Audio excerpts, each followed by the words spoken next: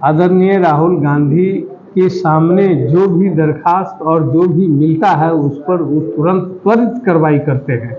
आज हमारे कार्यालय में भी लोग आके बोले कि जे हम लोग आदरणीय नेता को दरखास्त देंगे। हम कहे बिल्कुल दे सकते हैं, और आदरणीय नेता हमारा सबका बात सुनते हैं और सबकी बात करते हैं।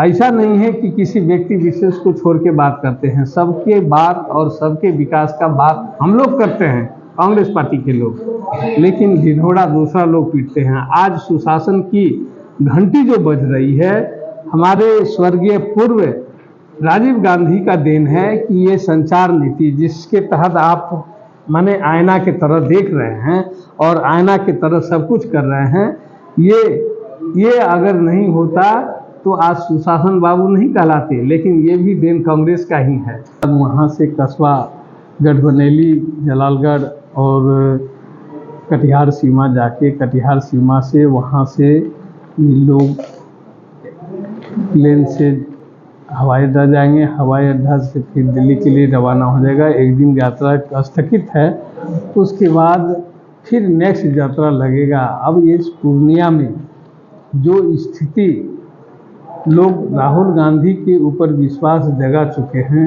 हमारे प्रदेश के अध्यक्ष राजेश राम और कृष्णा अल्लावारू और रंजीत रंजन, ये इन लोगों ने मिलकर कोसी और सीमांचल में एक तूफान सा खड़ा किया।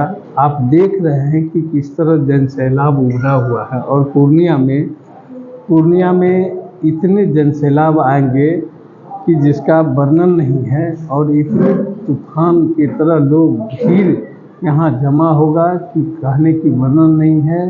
अब जितना भी दल और पार्टी सब हैं, ये सबको मिल के कांग्रेस के प्रति आस्था जगा है, और महागठबंधन का भी एक बड़ा हम लोग मीटिंग किए थे, जिसमें घटक दल के सभी साथी, हमारे 6 दल के साथी थे, 6 दल के साथी मिलके हम लोग एक चुनावी प्रचार का रूप दिया। उसमें 7 गाड़ी झंडा बैनर बांध के सभी दलों का और प्रचार में लगाया गया। वो प्रचार 20 तारीख से चालू था। उसके बाद सब जगह जगह पर लोग अपना होर्डिंग, बैनर, पोस्टर सब लगाते हुए और लोगों को नुक्कड़ सभा कर करके इस प्रोग्राम के बारे में मालूम करा के, और जिस तरह से यहाँ लोगों को एक मुहिम बनाया गया है, आप देख रहे हैं कि कांग्रेस कार्यालय में भी आज बैठक हुई। आगे क्या कुछ? देखिए, ये यात्रा 2 वजहों से बहुत महत्वपूर्ण है। एक तो इसका राष्ट्रव्यापी असर पड़ेगा, क्योंकि जिस तरह से राहुल गांधी जी ने चुनाव आयोग की धांधली, उसके भ्रष्टाचार को उजागर किया है, उससे ये तय हो गया है कि अगर सही से चुनाव हुआ होता तो इस देश के प्रधानमंत्री मोदी जी नहीं होते, राहुल गांधी जी होते। उनके खुलासे के बाद ये मैसेज गया है कि देश के, दुनिया के सबसे बड़े लोकतंत्र में अभी जो सत्ता है वो वोटों की चोरी करके बनी है।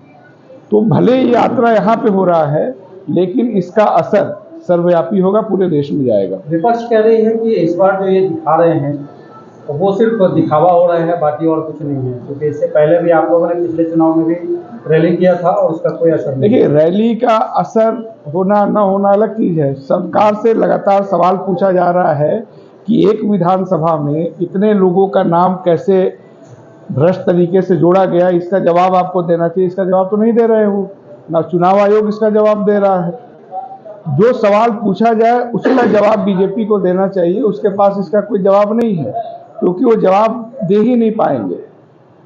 इस यात्रा से ये तय हो गया है कि बिहार में वो धांधली ये लोग नहीं कर पाएंगे जो इन्होंने महाराष्ट्र में किया था, या मध्य प्रदेश में किया था, या छत्तीसगढ़ में किया था। सर, ये यात्रा जो है वो सिर्फ चुनावी लाभ के लिए बनकर रह जाएगा, या वाकई में ये लोकतंत्र? देखिए, इस देश में जो गरीब आदमी है उसके घर पे लोग इसलिए जाते हैं कि उसके पास वोट का अधिकार है। हम एक बहुत ही सामंती समाज में रहते हैं। जब गरीब आदमी के पास वोट का अधिकार नहीं था, कोई बड़ा आदमी जाता था। अब बड़े बड़े लोग गरीब आदमी के यहाँ जाते हैं ना। गरीब आदमी का सम्मान बचा रहे, इसलिए जरूरी है कि उसका मताधिकार बचा रहे। और बिहार के उप मुख्यमंत्री सम्राट चौधरी बता रहे हैं कि राहुल गांधी जी के डीएनए में ही नीतियां हैं, डीएनए में ही ये आरक्षण विरोधी नीतियां हैं। इस पे आप क्या कहेंगे? देखिए वो बहुत उनको कोई गंभीरता से लेता है, आप ही लोग गंभीरता से लेते हैं उनको। जिसको गंभीरता से नहीं लिया जाता उसको हम क्या बोले। लेकिन सर, पटना में जिस तरह से अब 1 तारीख को जो यात्रा है उसका समापन होना है, फिर वहाँ से आप लोग इस तरह से इसको देशव्यापी मुहिम बना बिल्कुल, देखिए इस देश में एक आदमी का वैल्यू सिर्फ उसके मताधिकार की वजह से है। तो ये लोगों का वैल्यू बना रहे इसलिए जरूरी है। देखिए अभी ये क्या कर रहे हैं, अभी आपको ये मतदाता सूची से बाहर कर रहे हैं। क्यों कर रहे हैं? इनको लग रहा था कि चोरी नहीं पकड़ी जाएगी, गरीब आदमी को हम अगर कागज पे मार भी देंगे तो हम तिकड़म से सरकार में आ जाएंगे। पटना में जब रैली होना है तो जो यात्रा का समापन होगा और यहाँ के बाद जो है क्या कुछ रणनीति है उस दिन क्या? पूरी रणनीति है। देखिए पूरे दुनिया में भारत का जो चुनाव आयोग है इसका बहुत अहमियत है। इराक में जब दोबारा चुनाव की बात आई तो वहाँ के लोगों ने भारत के चुनाव आयोग को अपने यहाँ इन्वॉल्व किया। यूनाइटेड नेशन ने कहा कि पोस्ट सद्दाम जो एरा है वहाँ जो चुनाव होगा उसमें भारत के चुनाव आयोग को लाना चाहिए।